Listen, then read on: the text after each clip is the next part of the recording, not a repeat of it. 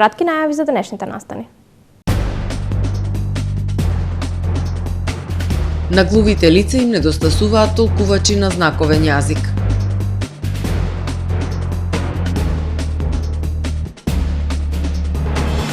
Во 80-тите години на минатиот век на охридските плажи се одржувале надпревари во правење песочни фигури.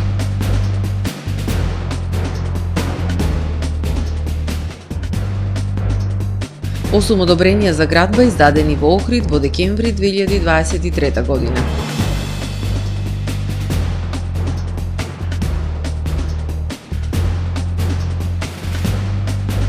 Вооружен маж во бродска компанија во Атина убил 3 лица пошто се самоубил. Со најаваните и останатите содржини во дневникот започнуваме веднаш по временската прогноза. Останете со нас. Трпе Инвест ви донесува метео на ТВМ.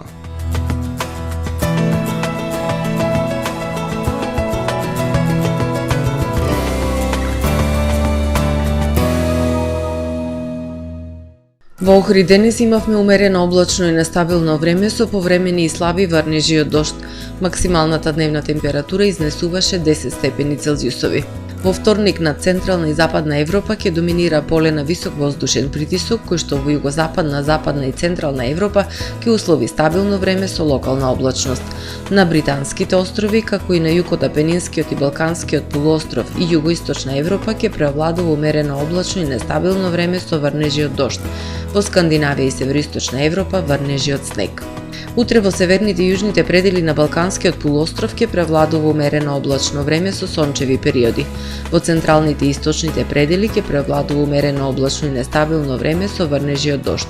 Максималните дневни температури ќе се движат во интервал од 10 до 16 степени. Во Македонија во вторник ќе преовладува умерено облачно и ветровито време со повремени сончеви периоди.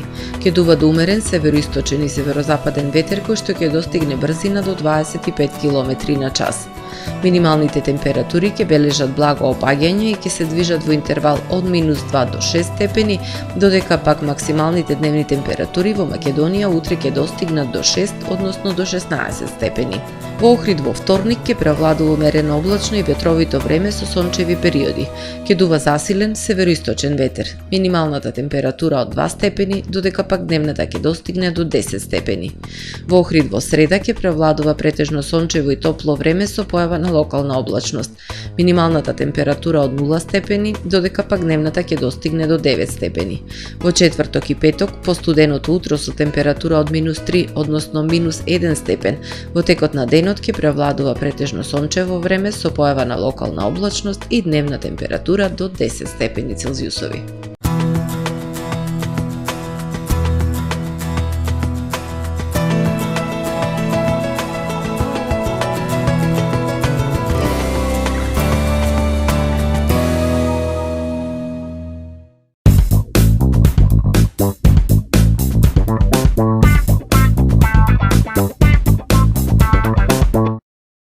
Тамаро е 25 години охридски водечки лидер и препознатлив бренд. Обуките од менаџерскиот тим се доказ за максимална посветеност кон вработените. Тамаро Холдингот се грижи за организацијата и на време пренесените информации кои отсликуваат тимската работа. Секој успех на вработениот е успех и на компанијата. Маркетите располагаат со производи со висок квалитет од секакви брендови по одлични цени. Вкусните печива од Анабела пекарата се веќе омилен појадок на многу потрошувачи во Охрид. Анабела кујната услужува голем број на потрошувачи и компании.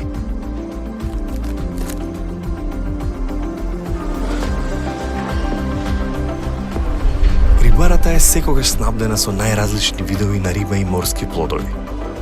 А месарниците располагаат со свежо месо и месни производи во секое време. Уживајте во својот охридски домакин. Тамаро, повеќе од маркет. Добре дојдовте во светот на Кармен Бау Центар. Во беспрекорно уреден продажен простор, купувањето во еден Бау Центар никогаш не било попријатно. Со гордост ви го представуваме нашиот шоурум Мараци, со најголем избор на плочки од мараци и санитарија од светски познатите брендови Грое, Колпасан, Идеал Стандард, Рока, Унитас. На располагање ви е нашиот архитект, кој ќе ви помогне во осмислување на вашиот проект. Располагаме со најбогатата палета на ламинат во државава. Одберете од 100 различни дизајни на Swiss Chrono. Покрај стандардниот избор на фасадните системи Knauf и Бекамент, ви нудиме богат избор на професионален алат на реномираните производители Bosch и Divol. Кармен Бауцентар на улица Железничка.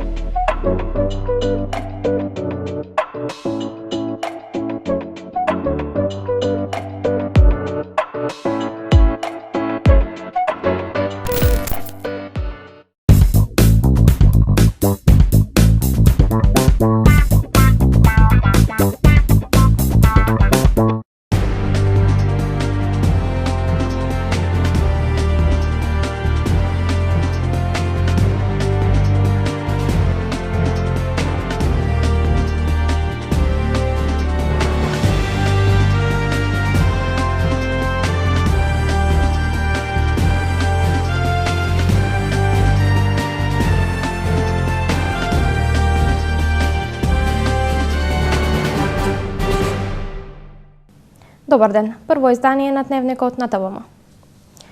Кога желбата е посилна од инвалидноста, успехот е загарантиран. За ова доказ е 32 годишниот охриѓанец Александар Стевоски, глуво лице, денес дипломиран машински инженер, самостоен и вработен млад човек.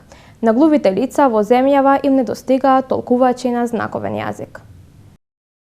32 годишниот Александар Стевоски е глуво лице кое докажува дека за успехот не постојат препреки. Роден е во семејство на глуви родители, денес дипломиран машински инженер, вработен и самостоен. До средно образование бил во специјално училиште, но на факултет му недостигал толкувач. Желбата за успех била посилна, ги научил колегите на знаковен јазик и тие му помагале во студиите. Вели глувоста не ја чувствува како хендикеп, се смета за еднаков со сите и не сака да го сожалуваат, но на глувите лица им недостигаат толкувачи на знаковен јазик.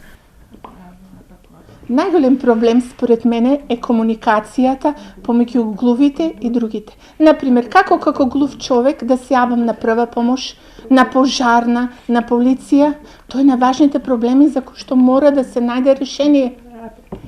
Навистина како глув човек, јас имам семејство каде што сите сме глуви. Не дај Боже, ако не се случи пожар во куќата, како да се јавам? До полиција или брза помош, како да се јавам? Треба државата да најде решение. Друг проблем на глувите лица во земјава е пензионирањето, кое законски е како останатите лица без инвалидитет. Одамна е поднесена иницијатива за предвремено пензионирање на оваа категорија граѓани. Како 46 години вие да можете да бидете работоспособни и да работите? Сметаме дека законот за пензионирање е нефер према глувите лица и апелираме до надлежните институции да се разгледа ова наша иницијатива и да се најде начин како да се направат промени во законот за пензионирање, за да можат глувите лица да одат на некоја порана возраст со пензионирањето. Најголемиот дел од глувите лица во Охрид се самостојни и вработени, најчесто од своји 18 години работат во заштитни друштва. За нивно надградување и неформално образование потребни се повеќе толкувачи на знаковен јазик. Според податоците на Државниот завод за статистика, во декември 2023 година на ниво на држава издадени се 293 одобренија за градба, што е за 4,6% помалку во однос на истиот месец од претходната година. Во Охрид издадени се 8 одобренија за градба, од кои 6 на физички лица, а 2 на деловни субјекти. Предвидена е градба на 22 станови со вкупна корисна површина од 1352 метри квадратни. Во Дебрца и Вевчани издадено е по едно одобрение за градба на физичко лице, а во Струга нема ниту едно издадено одобрение за градба по наведениот период. Записи кои сведочат за одржување надпревари во изработка на песочни фигури на Охридско-Струшката ривиера им биле презентирани на хотелиери од страна на Охридскиот архив. Директорот на архивот вели дека во 80-тите години на минатиот век изработката на фигури од песок на охридските плажи била своевидна атракција и за локалното население и за туристите. Нешто навидум толку едноставно како правење фигури од песок може да биде интересна содржина за туристите на Охридско-Струшката ривиера.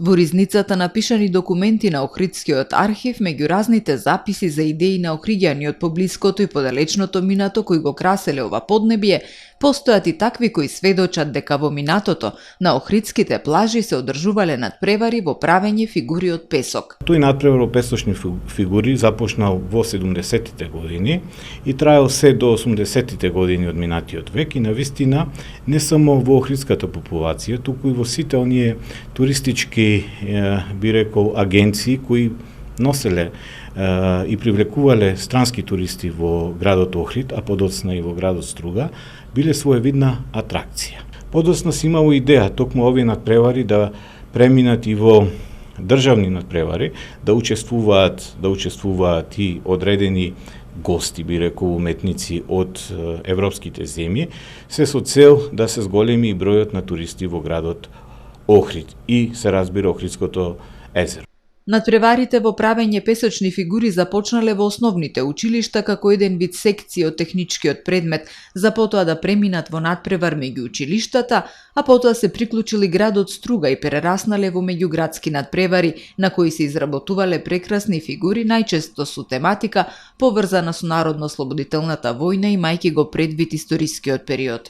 Од денешен аспект, ако погледаме, ќе видиме дека токму децата, дури и кога се по песочните плажи, најчесто се зафатени со дигитални апарати, со мобилни телефони, а во тоа време, наместо такви апарати, бидејќи не постоеле, токму децата имале своевидна креативност за изработка на вакви песочни фигури, дури било и престиж да се учествува на овој надпревар.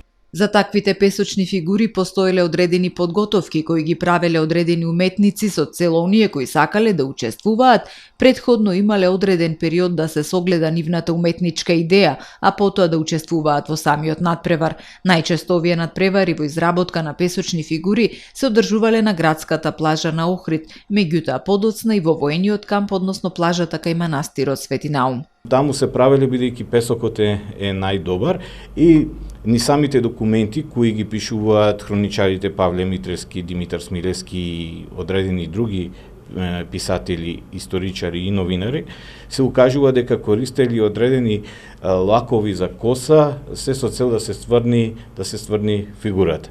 Така да навистина интересни записи, интересна традиција која може би Охрид да ја стави во својата понуда, а зошто да не и да има надпреварувачи од другите држави. Од Охридскиот архив записите кои сведочат за одржувањето надпревари во изработка на песочни фигури им биле презентирани на неколку хотелиери во Охрид кои поседуваат песочни плажи, со цел, како што велат од архивот, да размислат за возобновување на една стара, но доста интересна идеја која може да биде атрактивна за нивните гости. Зголемување на бројот и на туристи и на ноќевања минатата 2023 година во однос на 2022 година. Зголемување на бројот на странски туристи значително поголема во однос на бројот на домашни туристи.